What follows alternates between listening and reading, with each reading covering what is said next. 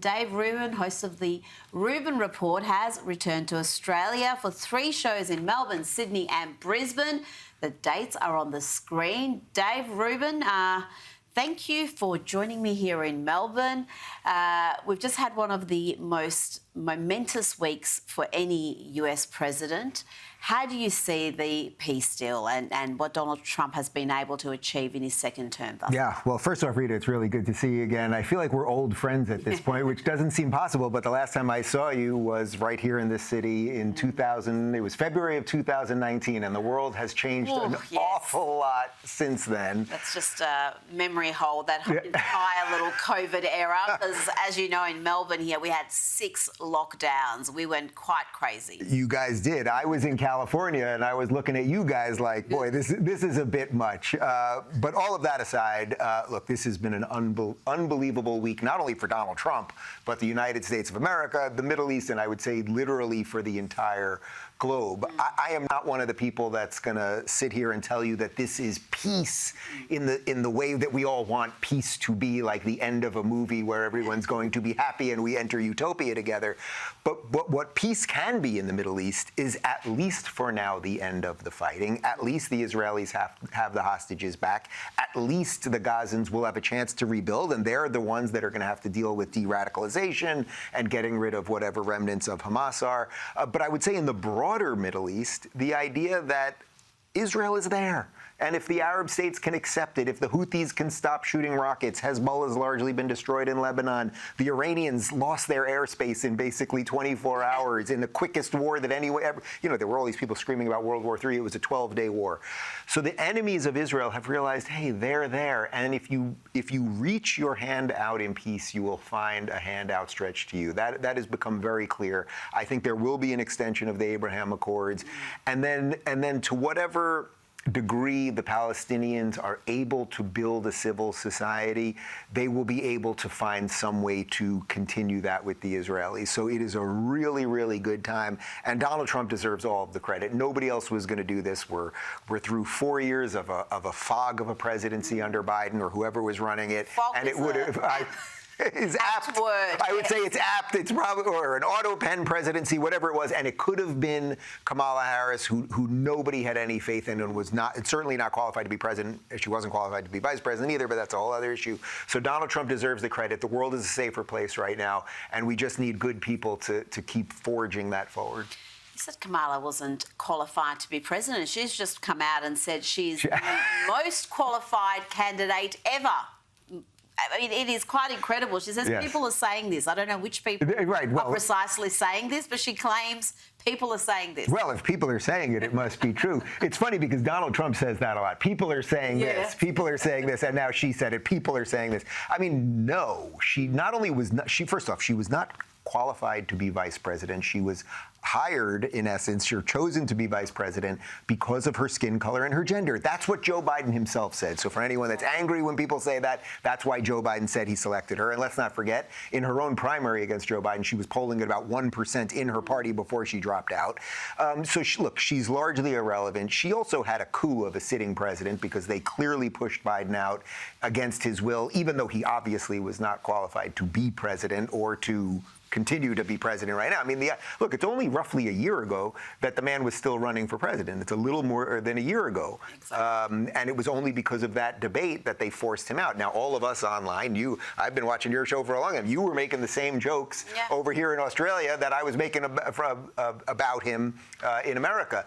So all of them need to go away for a while and let Donald Trump fix things, and then we can pick this up in a couple of years. Well, the Democrats do have a crisis in leadership right now because Kamala is the front runner in the eyes of many to be the presidential candidate next time around again for the Democrats. You've got the likes of Bernie. You've got that crazy, was it Katie Porter in California, front runner to be governor, Zoran Mamdani in New York.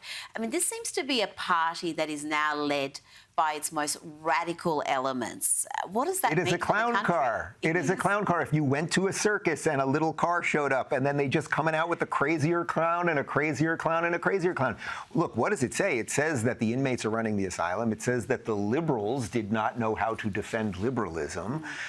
And it also says that, look, what does it say about a party when John Fetterman, a man who quite literally had brain damage a year ago, is now the sanest person in the party? But he is, and he's on his way out, and he's on his way out of the party, I would say.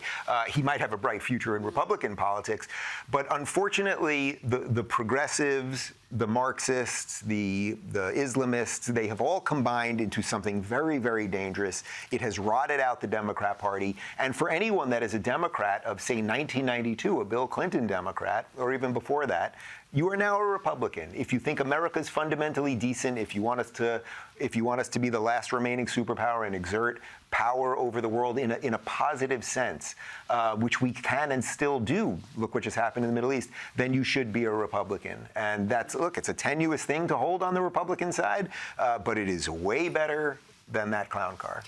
Now, the violence of the modern left is a major issue. The Trump administration considers Antifa a domestic terrorist organisation. But you've got some on the left, including late-night TV host Jimmy Kimmel, who seem to think that Antifa are just anti-fascist. Well, the name says they're anti-fascist, so they must be. Antifa is just short for anti-fascist. It's not a club you can join. There are no membership dues, but they have matching signs.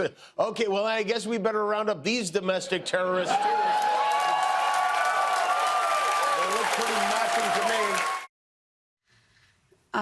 Just so asinine and so unfunny. I mean, I would forgive anything if it was funny, but if it's not funny, there's no comedic value there.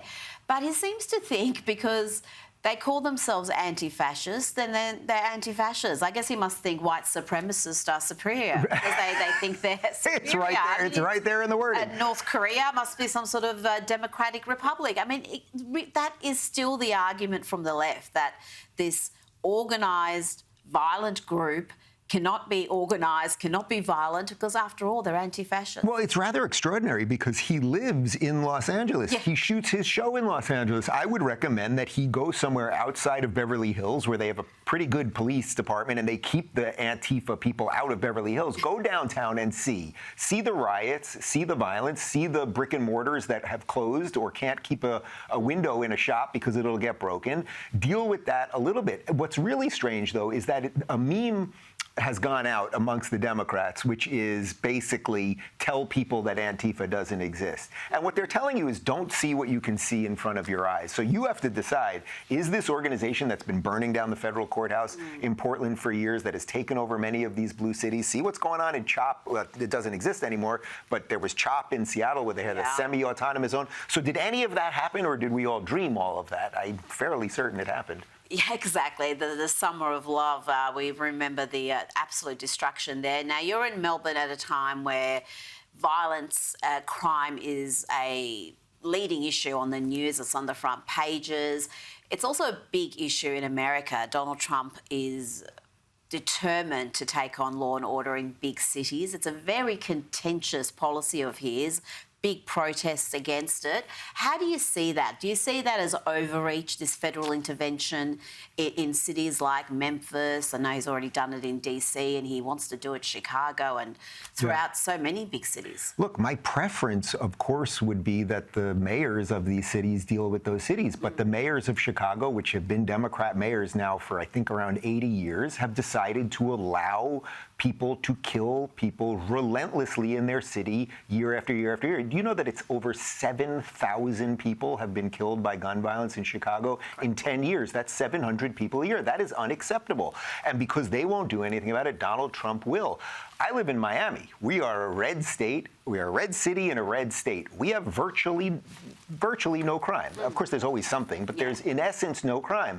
And because of that, Donald Trump is not sending the feds into our city. So if you guys want the feds out, instead of complaining about it, how about you clean up your city? Go ahead, clean up Memphis, clean up Seattle, Portland, some of these other cities, and then Donald Trump will not be there. And I promise you, if you do that and you stop letting your citizens kill each other and Donald Trump still goes back in, I will be the first to complain about it. It seems incredible that you've got a law and order crisis and yet you've got authorities in those cities saying, no, we don't want help. We don't want crime to be reduced dramatically. Well, Chicago, we want the criminals to roam free. Chicago is the craziest one because it happens to be young black men killing young black men, and because that racial component doesn't fit in the intersectional calculator, the mayor, who happens to be a young black man, seems to prefer that young black men die rather than Donald Trump do anything. Yeah. So if you care, I don't care about people's race, but if your argument on the left is always about race, then you should care that young black men are dying, and yet they take the complete opposite position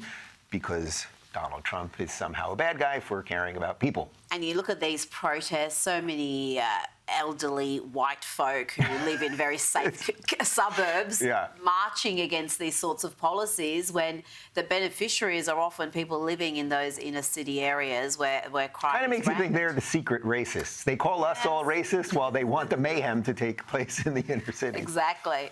Now, former White House National Security Advisor John Bolton has been indicted on 18 counts related to the improper handling of classified materials. That's 8 counts of transmission of national defence information and 10 counts of retention of national defence information. Dave, he could be looking at decades behind bars. I mean, these are serious charges. Yeah, I will tell you in total transparency, this story was breaking as I was on the long flight over here, so I think I missed a few pieces of it. But I would broadly say that this is going to be a problem that we're going to be dealing with increasingly because of the internet age, where back in the day, the information was much more controlled. And now we live in a time when people are sharing things they shouldn't be, but sharing things on, say, Signal chat, or they're sharing things on, apparently he used AOL private, his personal email, his AOL address. And so we're just going to see more and more of this. And if at the end of the day he was actually sharing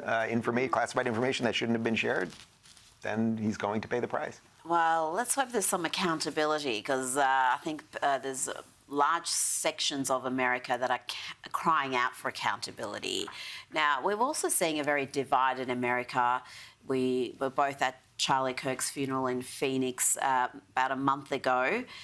You're at the forefront of having these difficult conversations. You often engage with your ideological opponents. In light of what happened to Charlie Kirk, are you reluctant to do that now? You're rethinking the merits of that and the danger involved? Look, there is a certain amount of danger, and it was always baked in. And years ago, Charlie and I used to do college events together. I was on the left and he was on the right. And the whole point, and it was Charlie's idea, was that we were going to disagree about things, but do it respectfully and go to these schools. And unfortunately, things ultimately got much worse. Wokeness got worse. The college system got much worse, all of those things. There obviously is a new concern around security. I had this Australia trip planned before the Charlie event, and there was internal conversations about when, were we going to do it and what level of security I have to have and all of those things. But look, if we in the West are going to suddenly say, well, people have been killed, so we are not going to talk anymore, then we have already given up. I am certainly not ready to give up. I know you aren't ready to give up, and we need more and more people to have that spirit. Otherwise, all of the bad guys who will gladly silence us, they've already won, and we're just basically cooking it. We're the frog, and the pot's cooking, and we're just kind of sitting there basting ourselves. But some of the data is disturbing. Yeah. According to our annual college free speech survey, in 2020, you had 1 in 5 students saying that violence was sometimes okay to stop a speaker. That number now stands at 1 in 3. And that permissive attitude to violence seems to be getting worse, particularly among the left. What's the solution to that? How do we actually counter that when there's this sense of entitlement from so many now that they shouldn't even hear opinions they don't like, that opinions themselves that they don't like are acts of violence? Well, Rita, this is where you and I found each other on the internet years ago, because there were so few of us willing to talk about this. And I found you, and I was going, well, who is this lady from Australia that's willing to call out these people who are calling us all Nazis, even though we were the complete antithesis of all of that? What do we do about it?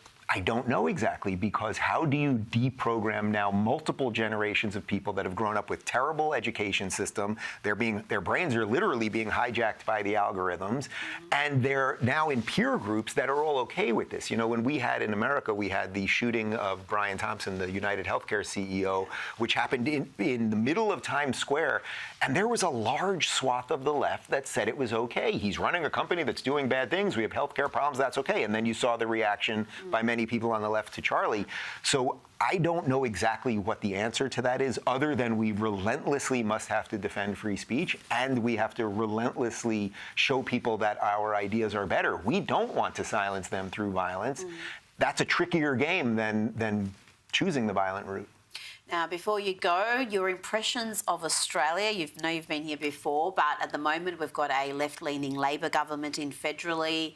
Most of the states are controlled by Labor, and certainly federally our centre-right coalition is pretty weak, pretty Labor-light.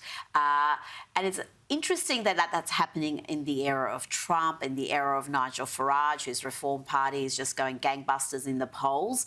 How do you see Australia? Are we kind of falling behind the rest of the world that's having this resurgence, and in Australia they seem to be in their shells? Well, you know, one of the things I try to do when I travel internationally is never kind of crap on the country I'm in. I'm here to find out what we have in common, and I really do love Australia. And I was supposed to come back for my first book tour, but then that got canceled because of COVID. So I'm very excited to be back here. I love the Australian people. I love the culture. I love the food. I just love everything about the country. So I really am very excited to be back here. However, your federal government does seem to be going the wrong way. We're here in Melbourne right now, and obviously there seems to be some problems here. And as I walked in, I saw the front page of the newspaper, and you know, there's machete attacks, and we have all sorts of these similar problems in our blue cities. But I find it very easy, actually, to disconnect a current government from the people of that place. And I have no doubt that this will probably be a little bit of a leftist cycle you are in. Look, we were just in one in America, and then we got Trump back. So you got to find your Trump, and maybe Rita Panahi will throw her hat into politics. We just need some politicians with backbone. That would be a very refreshing change indeed. Dave Rubin, thank you so much for your time tonight. Great to see you.